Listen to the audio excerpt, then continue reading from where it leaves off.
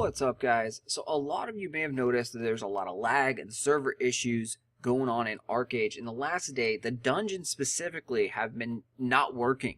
Dungeons are very important to this build because it seems like the general consensus is that people are now going for the greater dungeon weapons to turn them into Arya's autographed, and then that's going to give you a Mistsong weapon. I mean, I kind of get it, but realistically, this is not the way to go, guys. You don't want to do this. This is a dead-end weapon. This weapon cannot be upgraded very much further. It's about a little bit stronger than a Delph equivalent, but it's stuck at that level forever.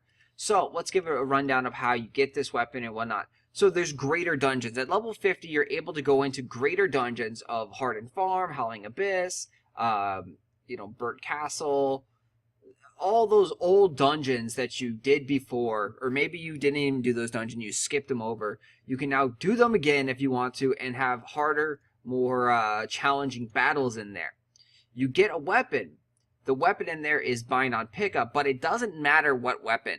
So what people are trying to do is they're trying to get unique or higher weapons and then just rolling on them. So if you see someone rolling on like a dagger and they're a mage, don't get pissed off at the guy because you can use any weapon whatsoever to upgrade to the weapon that you want. So everyone's going to roll on every single weapon that drops. The weapons are fairly rare in there. They don't drop that often in those dungeons. People have been doing tons and tons of dungeon runs, and they've been using a lot of the grinding dungeon scrolls, so allowing you to go back in over and over again after 5 times per day, because there's a daily limit on how many times you can run the dungeon.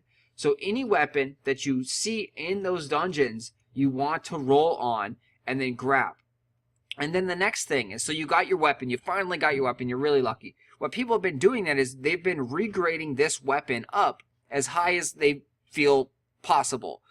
Generally around the divine status is where they've been ending it, because after that you can start breaking it. At that point, you have your weapon, and then you continue to farm those dungeons to get abyssal shards, mist might stones, sun strength stones, and then a little bit of archeum, and then a little bit of either lumber or sturdy ignits. And you craft up a better weapon, a better version of your weapon that you just picked up in the dungeons.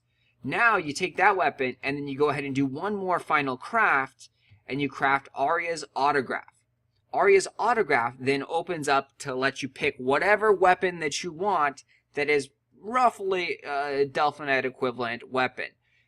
It is easier to get this weapon than it is to get a Delphinite weapon, sort of. In my opinion, the Delphinite weapons in this game actually aren't going to be that expensive. There's a lot of tricks you can do with crafting to help get things cheaper. And so I think Delphinite weapons probably will only end up being maybe about 5,000 to 10,000 gold, not that much. So if you spent your time and effort rather than farming here to get these weapons to actually getting a Delphinite weapon or an Ionide weapon, you're able to upgrade it. You're also able to trade and sell those weapons. Whereas these weapons, these Mistsong weapons that you're getting out of the Arya's autograph, are stuck. You can't do anything with them. They're bound on pickup. So let's take a look here. After you open up Arya's autograph, it ends up becoming one of these weapons. You get to choose whichever weapon that you want. So if you want a staff, you choose a staff. If you want a dagger, you choose a dagger.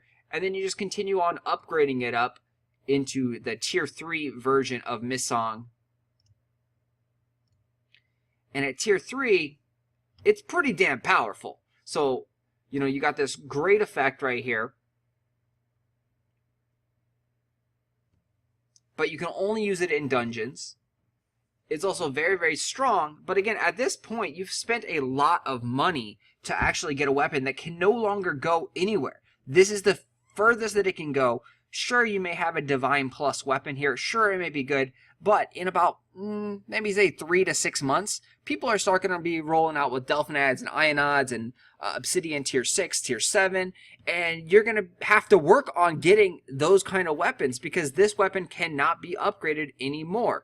The only bright side is that once you try to regrade it, and you're hoping to break it at this point, it will break down into wisps. So it's decent for now. I highly don't recommend doing this, but this is what a lot of people are doing. So these are the kind of materials that are highly in demand, is all these materials that are related to the Mistsong weapons. So the grinding dungeon scrolls have been selling pretty well on the auction house. You got pearls in here. You've got Sunridge ingots. You got Sunlight Archeum. And then everything else is bound here. So Abyssal Crystal. And that's why people, you should be easily able to find a dungeon group. Each weapon has a different kind of upgrade. So you see those all need pearls. This one right here is actually really cheap. It needs sapphire. Sapphire is really cheap. So you can pick up some sapphire, probably like 10 to 30 silver, and then resell it when people are actually upgrading and crafting. Because sapphire people don't necessarily use a lot of. And same thing with ruby right here. So you can pick up these things for about 10 to 15 silver each. Resell them for maybe like a gold each. Make a nice profit on those. You got some black pearls, which this is crazy. If you're trying to use daggers, I feel bad for you, man, because black pearls are quite expensive on the auction house, hovering around the 20 gold mark right now.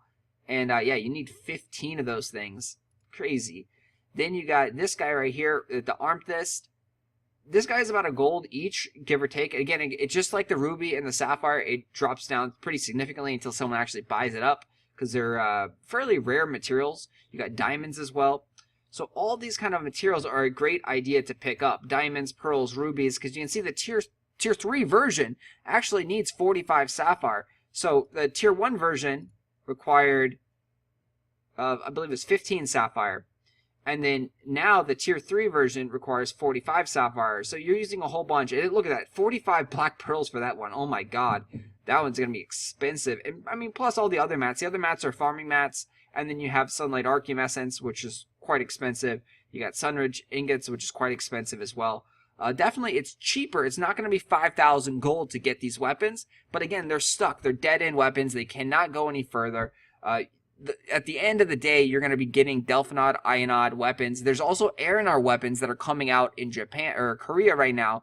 And Aeronar weapons are going to blow everything else away. So you're really going to be aiming for that Ionod weapon that's upgradable to Aeronar status. And yeah, that's going to be the best be-all weapon of the game. It's also tradable, which makes it insanely valuable. So once you're done or want to change classes, you just trade it / sell it to someone else, and you get all your money worth of that weapon again. It's a crazy value. So being a tradable weapon adds it so much value to it. That's the downside with the obsidian weapons, is that they're only tradable when they're not bound. And they become unbound every time you craft up. So what people generally do with the obsidian weapons is, once they're ready to change it or go for something else, they try and upgrade it one more time and then sell that upgraded version. So they'll probably keep it around tier 4 or tier 5, and then once they're trying to change class or change specs or whatever, and then trying to sell their weapon for gold, they'll end up trying to upgrade it and then sell it on the auction house. So it's a lot of work, especially as you get higher up into that tier 5, tier 6 version. So much easier and awesome to have a tradable weapon that's Delphinad, Ionod status. I mean, it's still going to hold its value pretty well. Go the Delphinad, Ionod status ways. Go those ways. Try and get that kind of gear. You definitely want to have Aeronar gear when it comes out. That's going to be, again, like 200,000 gold for an Aeronar weapon or something crazy like that. It's going to be an insane amount of gold. Maybe even more than that. Because, I mean, oh my god. If they keep the same pattern of where you have to have a 1 in 7 chance of getting the correct Ionod weapon to upgrade to Aeronar status, yeah, I can see those weapons being, I mean, oh man, 200,000, 300,000, 500,000 gold. But it's definitely worth it, guys, because again, it holds its value. You can trade it to other players. You can sell it later on if you don't want it. It's a great, great thing to have a tradable weapon. All right, guys, I will talk to you later. Thanks for watching. Good luck in the dungeons if you're going to run that. And good luck crafting if you're going to go the crafting route.